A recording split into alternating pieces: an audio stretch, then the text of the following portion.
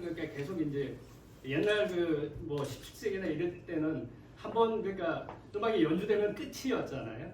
그러니까 그거를 이제 18세기에 들어와서 그 계속 그러니까 어떻게 그러니까 그 녹음을 해야 될까 이런 고민을 그러니까 하다가 사실 1850년대에 와서 이게 녹음기라는 거를 그러니까 만들기 그러니까 시작을 했죠.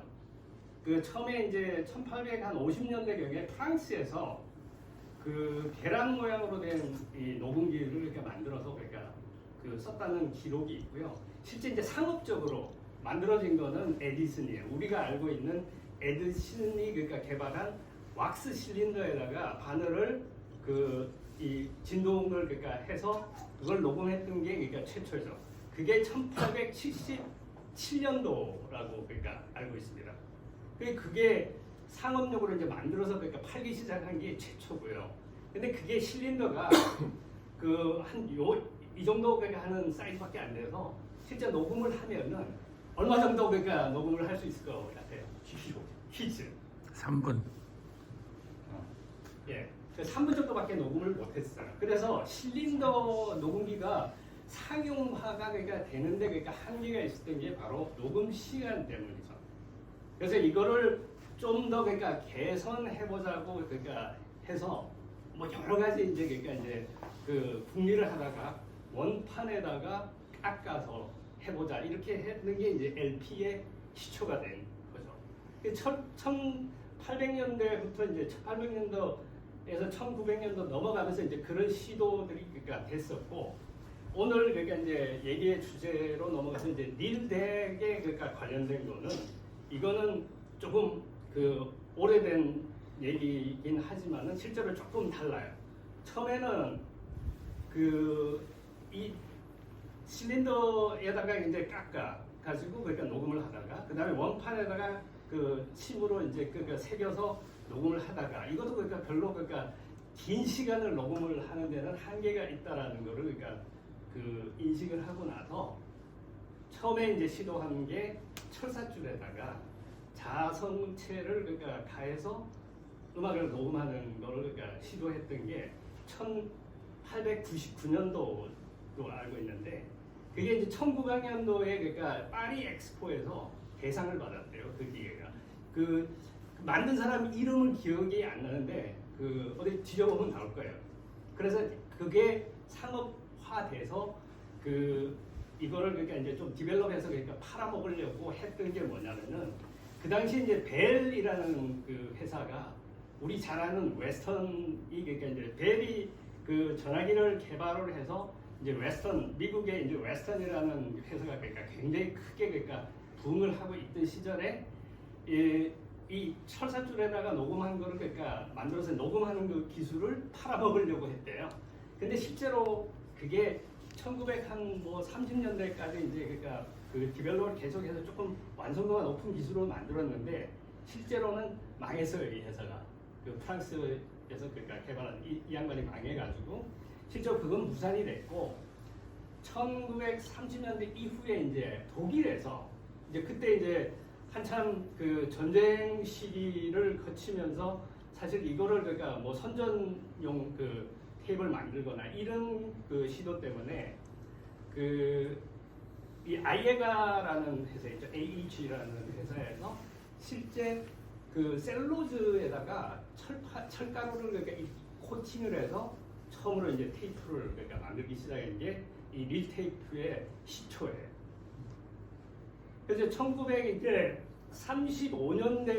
1935년도가 되면은 이제 릴 덱의 그러니까 원형이 나오기 시작하고 그거에 따라서 이제 그 최근에 그 여기 들어가는 기술들이 굉장히 많은데 그 이게 그러니까 얘기가 굉장히 길어지는데 그러니까 LP도 그러니까 그 계속 그러니까 디벨롭이 됐었어요. 실제 이제 그 처음에는 SP 음반 그 셀락이라고 해서 돌판이죠. 돌판 그 78회전짜리 그 판을 그 쓰다가 이거는 그 스탠다드 플레이라고 해서 그러니까 그 이것도 그러니까 한 판 한 장에 그러니까 한 15분 언더로밖에 그 기록을 그러니까 못하기 때문에 이것도 그러니까 별로 그러니까 소용이 없다고 해서 사실 이제 LP라고 하는 롱플레이로 33회전짜리로 이 가면서 이제 조금 LP도 그러니까 부흥하게 됐고요.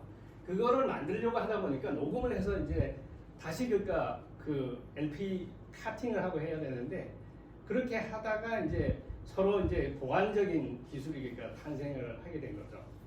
가장 처음에 이제 만든 테이프에다가 녹음을 하게 되면은 그 뭐 잘 아시겠지만 히스테리시스라고 그래서 자력선을 가하게 되면은 그 이렇게 그러니까 우리가 그 리니어하게 그러니까 커브를 만들어낼 수가 없어요.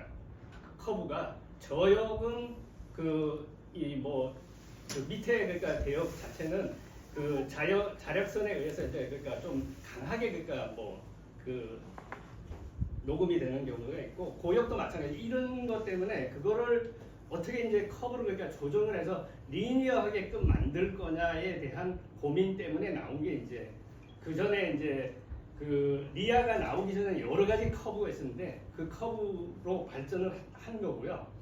똑같이 이제 릴덱 자체도 그 헤드 자체가 안에 들어가면은 그러니까 코일로 감겨 있죠. 그래서 테이프의 그 코일에 의한 그 자력선이 그 헤드의 갭을 통해서 이제 기록이 되고 그 기록된 거를 그러니까 읽어서 다시 그러니까 재생을 하는 그런 형태인데 이게 리아 커버가 아주 유사해요. 그 시정수만 조금 다를 뿐이지 그 랩 커브랑 리아 커브랑 비슷하고요. CCIR 커브도 아주 유사한데 그거까지 하면 뭐 굉장히 그러니까 얘기가 길어지기 때문에 그런 커브가 있는데 사실 그러니까 이제 LP랑 릴덱에서는 그 EQ 커브가 아주 유사하다. 이 정도만 그러니까 뭐 알고 계시면 될 것 같고요. 그래서 그런 게 그러니까 이제 그러니까 쭉 그러니까 발전하면서 그 완벽하게 그러니까 이 릴덱이 그러니까 완성된 거는 1940년도에 와서 이제 릴덱 기술이 그러니까 완성이 됐죠. 근데 그때 만들어진 앰프 기술이나 이런 게 지금 와서 그 거의 그러니까 서킷이나 이런 걸 보면은 바뀐 게 거의 없어요. 그 계속 이제 패션이 그러니까 치마가 짧아졌다 길어졌다가 하는 것처럼 이 앰프랑 이런 것들도 어떤 조금 기술적인 발전은 있지만은 옛날 1930년대에 만들어졌던 기술 자체가 거의 그러니까 계속 그러니까 오고 있다라고 이렇게 생각하시면 될 것 같고 그때 만들어진 스피커, 그때 만들어진 앰프, 그다음에 릴덱 이런 것들이 그러니까 사실 1930년대에 그러니까 완성된 기술이라고 그러니까 보면 되죠.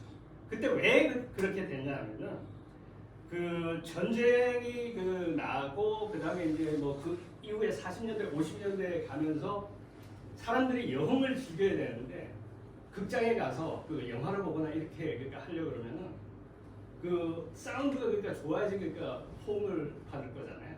그래서 극장 사운드를 그러니까 좋게 만들기 위해서 웨스턴 사운드나 이런 데서 물량을 어마어마하게 그러니까 투자를 해서 만들어야 때문에 그런 그러니까 시스템이 그러니까 나온 것이고 그 후세에 있는 우리들이 이제 그걸 그러니까 그 충분히 이제 그 즐기고 있다라고 그러니까 보면 될 것 같습니다. 그래서 릴덱 자체가 그 40년대 들어오면서 이제 그러니까 미국으로 그 전후 그러니까 2차 대전이 끝나면서 독일에서 만든 기술을 미국이 가져가서 특허를 다 냈어요. 그래서 미국이 그러니까 원래 기술을 개발한 거는 독일이 했지만은 그 완성한 거는 그러니까 미국이 그러니까 했다고 그러니까 하면 되죠. 그 암펙스나 이런 애들이 그 테이프나 릴덱 기술을 그러니까 완벽하게 만들어서 그 지금도 그러니까 보면은 그 페이턴트가 거의 미국에 그러니까 다 있다라고 그러니까 보면은 뭐 맞다고 생각이 됩니다. 그리고 멀티 트랙이 이제 투 트랙이 이제 처음에는 모노 그러니까 트랙, 모노 풀 트랙으로 그러니까 쓰다가 그다음에 이제 스테레오 투 트랙으로 그러니까 녹음한 게 이제 50년대 초부터 이제 투 트랙이 그러니까 나오다가요. 이게 그 멀티 트랙으로 간 게 60년대 초예요. 4 트랙으로 해서 그 앨범 아시는가 모르겠는데 비틀즈 앨범 중에 서전 페이커 런니 하트크래프트 밴드라는 그 앨범이 있어요. 그게 이제 4 트랙 멀티 채널로 녹음한 최초의 앨범이거든요. 근데 왜 그게 저 중요하냐면은 멀티 트랙하고 투 트랙이 왜 중요하냐면 녹음할 때는 굉장히 중요해요. 그 이제 그 4 트랙에서 그 8트랙, 24트랙 뭐 이렇게 계속 그러니까 이제 트랙이 그러니까 많아지는데 녹음을 그러니까 이제 우리가 이제 그 완벽한 그러니까 밴드가 있고 그러니까 이래서 한 번 녹음하고 딱 끝나면 이거는 베스트죠. 가장 그러니까 좋은 소리를 그러니까 만들 수 있는데 이 멀티 트랙의 장점은 뭐냐면은 그 드럼 따로, 보컬 따로, 그다음에 뭐 트럼펫 따로 이렇게 해서 트랙을 여러 개 그러니까 해서 그 다른 트랙에다가 그 녹음을 해서 오버더비라고 그러거든요.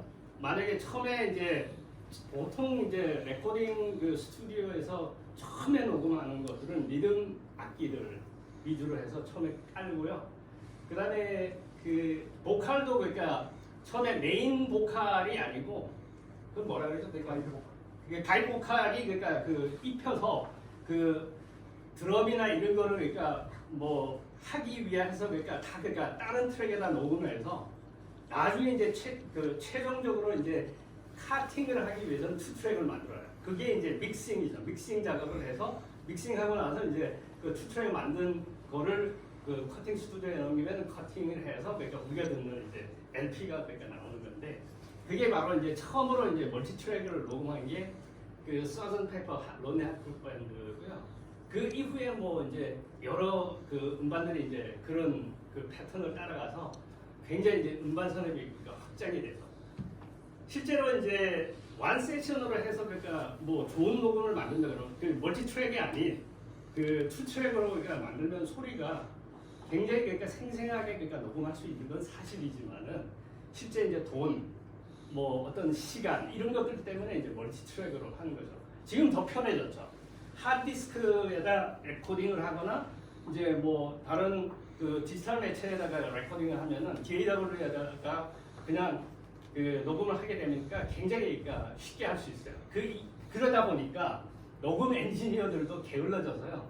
그냥 스튜디오에서 야 니들 알아서 연주하라 그러고 나중에 후보정을 그러니까 하는 거에 그 초점을 맞춰서 그러니까 이 녹음을 진행하다 보니까 사실은 녹음 퀄리티가 예전보다 안 좋아요. 예전에는 이게 정성을 들여서 연주를 하고 녹음을 만들었기 때문에 진짜 그 녹음을 그러니까 좋게 만들려고 그러니까 노력을 많이 했는데 요새는 후작업을 그러니까 위주로 하다 보니까 사실 그 녹음 퀄리티가 조금 떨어지는 면도 있죠.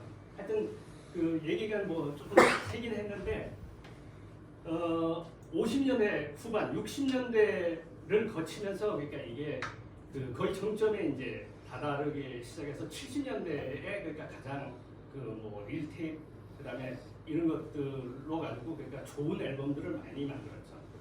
그런데 이제 그때 당시에 이제 이슈들이 뭐냐면은 처음에 암펙스가 테이프를 만들 때 테이프 자체의 저하 밀도라는 거를 180 나노웨버 퍼 미터라는 기준으로 만들었어요.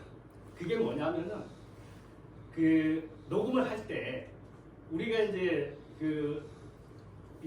보통 이제 아날로그 도메인에서는 그 제로 VU라고 해서 VU메터의 제로 기준을 4dB라고 하는 기준 값을 가지고 그러니까 얘기를 많이 하는데 이게 이제 좀 어려울 수도 있는데 이 테이프가 180 나노웨버 그러니까 저하 밀도를 그렇게 낮추면 어떤 문제가 생기느냐를 그러니까 얘기하기 위해서 이 얘기를 드리는데 그렇게 그러니까 만들면은 녹음을 그렇게 했을 때 히스 노이즈라는 게 생겨요.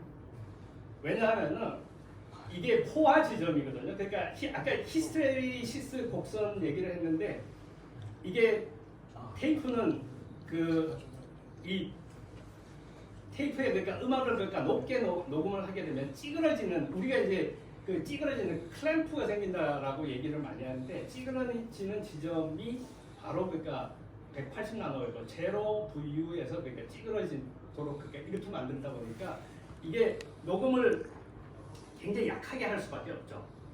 그 다음에 그렇게 하다 보니까 이거를 그러니까 우리가 볼륨을 키우면 어떤 그 현상이 나냐면은 히스 노이즈가 쉬 하는 소리가 같이 그러니까 들리게 된다라는 것 때문에 이제 이슈가 된 거거든요. 그러면서 70년대, 80년대가 지나면서 테이프를 그러니까 만들 때 굉장히 그러니까 이제 저하 밀도가 높은 거를 만들어냈어요.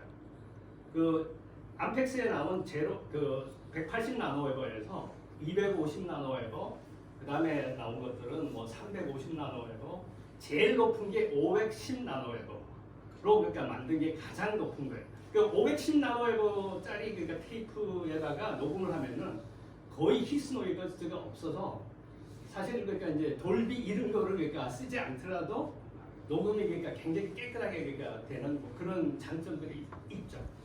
그래서 가장 그 녹음 그 릴 테이프 녹음의 정점에 있었던 때는 그 70년대 후반에서 80년대 이때가 가장 좋았고요. 그때 이후에는 이제 디지털로 넘어가기 시작하면서 그 사실은 디지털 그 시대의 녹음으로 가면서 조금 뭐 이제 좋은 점도 있지만은 사실 그 아주 좋은 소리가 그러니까 조금 반감된 그런 그 이슈들이 있고요. 뭐 그런 것들이 이제 쭉 그 우리가 이제 그 이 테이프가 만들어지고 나서 이 발전하고 그 다음에 이제 디지털로 넘어오면서 이게 그러니까 없어지는 그런 소멸 과정을 그러니까 겪게 된 거죠. 그래서 그렇게 긴 기간 동안에 이거를 그러니까 쓴 거는 아니지만 이 미디어 자체, 릴에 대한 미디어 자체를 그러니까 오랜 동안 그러니까 쓴 거는 아니지만은 사실 이때 녹음한 것들을 들어보면은 상당히 그러니까 좋은 녹음들이 많다라는 뭐 그런 생각은 있습니다. 자 이제 여기서 이제 그러니까 자르고요. 이제 음악 그러니까 질문